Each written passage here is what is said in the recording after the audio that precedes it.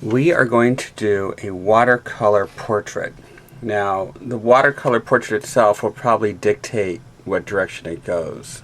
I'll show you some pictures throughout the video of different portraits, loose all the way through very tight. And the reason why I say the watercolor is going to dictate is that if you start to screw up, then you go tight. Okay?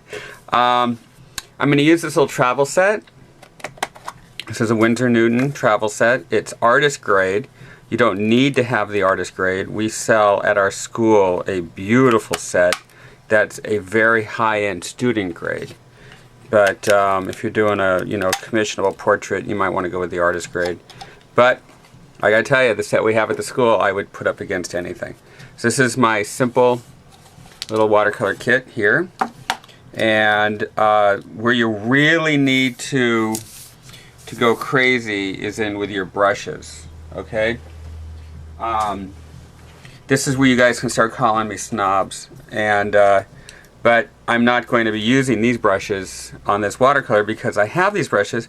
I don't use them very much, but let me show you how they work. See how this is all kind of fluffy? This is an amazing brush.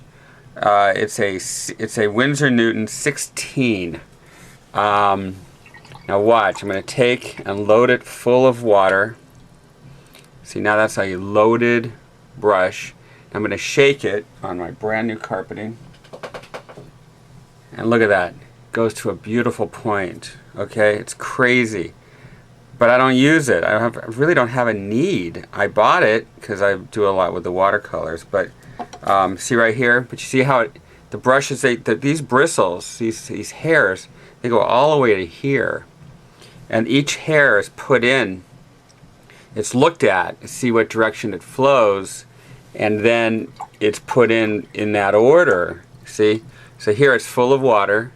You give it a shake, you come back, and see it comes to a really nice point. Okay?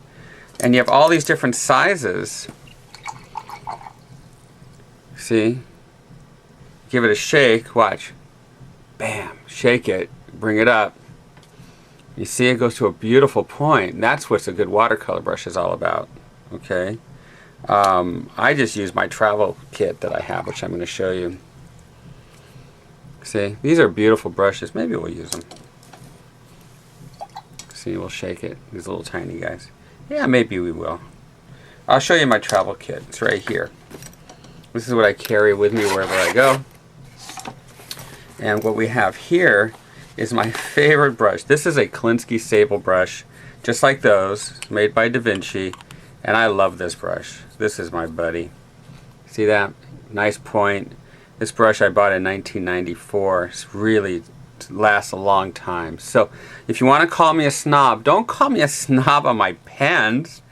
I use simple ballpoint pens. I just like to collect fountain pens. Call me a snob on my brushes, because I've got gorgeous brushes. But in this case, I've got some flats. These are incredible brushes. We sell them at our school. They're half synthetic and half sable.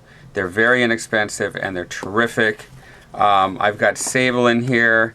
This is one of my favorite brushes. It's a completely synthetic brush. It performs well. It's got a nice snap.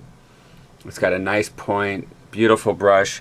When I say worked, I'm using these oil brushes. These are just cheap, everyday, simple oil brushes, a couple bucks. But they've got a nice snap to them. And I can move the watercolor around, so we'll probably do that. Alright? So let's move ahead and start on our watercolor. Okay, when you use the brush, what you do is you put it down like this and use this part of the brush right here, and then you pull. Okay, with this, we could actually show you the palette because it's so small. What we're going to do is we're going to come over here, we're going to lay down on just the part where we're going to put the paint, we're going to put water. This is called a water mask. Okay, all the way down. Yes, over the eyes, everything. The reason why is because there's no such thing as the white of the eyes. It's the flesh tone of the eyes. Okay, I'm going to put a nice wet. And this is what nobody told me. They don't really tell you this in books. But at the satin stage, you can put in all your halftones. like this, but we're going to be scrubbing it anyways, but we might as well have a good start. See how subtle this is? See over here to the side of the nose, because it's all in the satin stage, and it moves slower as it dries. Now what you want to be thinking about is how much water is on your brush, how much water is on your paper, and what the humidity is like outside. We have right here in LA right now one of those dangerous winds that's just kicked up. So it'll be interesting. We'll have to keep our eyes on the news and see if we get into those wildfires. Okay, so this should be drying fairly quick because we have low humidity and a lot of wind going on outside. Now, like I said, you know, we're going to let the painting dictate what it's going to do. So we may not be scrubbing that much because it's looking pretty subtle right now.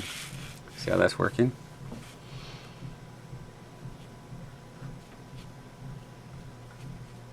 See how it moves. The paint actually moves with the you know, the water. It's very relaxing. You notice how I'm pulling the brush. Okay.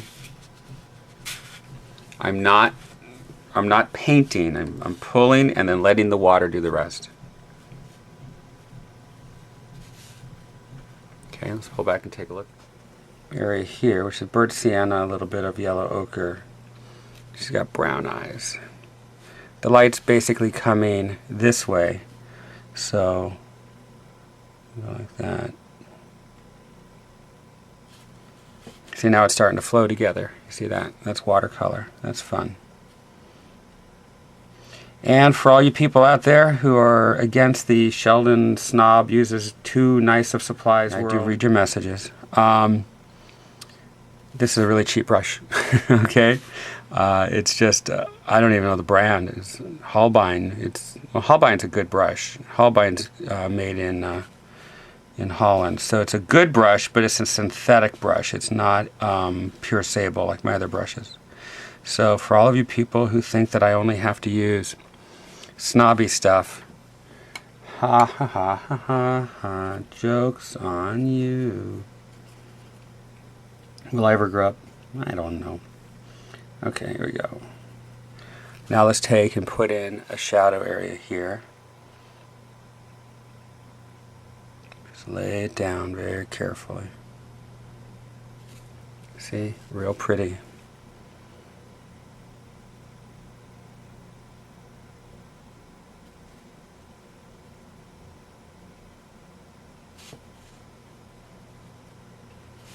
Okay, now because it's wet, don't ever give up an opportunity to play with a wet area. So let's go warm up here. Just put in a little brown. See how that moves? So cool. That's watercolor. Then we'll take some blue and put it over here, and it will move up. See that? It goes that way. So you're actually controlling how the paint moves in the water. See that? Pretty cool.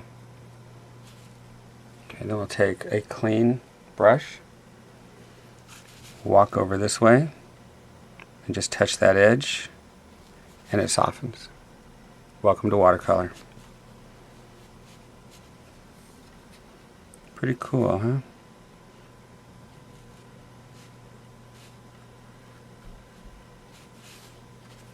Now, look at how subtle this palette is. This is where we're pulling the paint from. It's almost nothing there. So imagine trying to get through big clumps of paint like this. It's like petrified wood when we're only using areas like this. Okay? So, a big difference.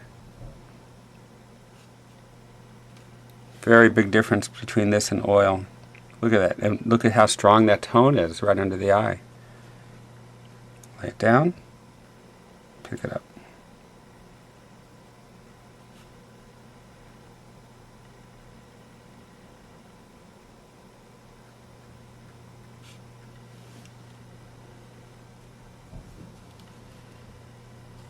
Put some blue over there. So you just touch it and let the water do the work. See that?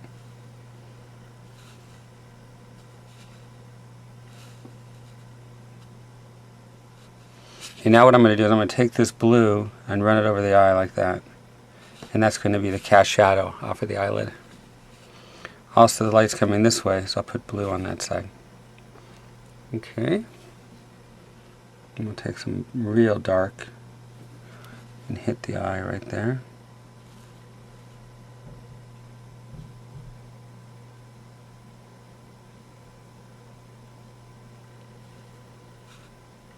Look at that. The water's doing all the work.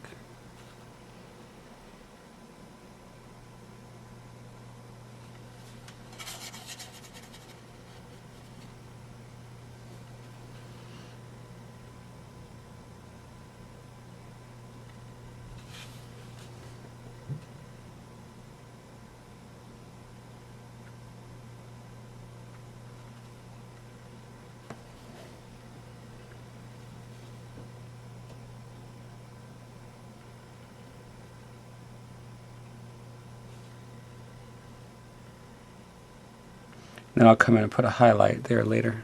Okay, see how that works?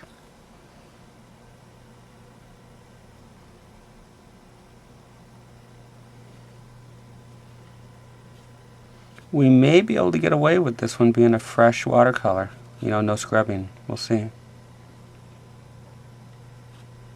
We'll see how the great watercolor God shines upon us. Okay, let's pull back and take a look. And now, for that very special moment when we get to put in the highlights. Simple, but sweet. Look at that. How about a little one on the tip of the nose? Just a little bit. See, like that. Just a little. And then, of course, one right here. Just catching the little bit. And then on her lips. Right there. Right there. Okay. Let's take a little tour. Let's pull back.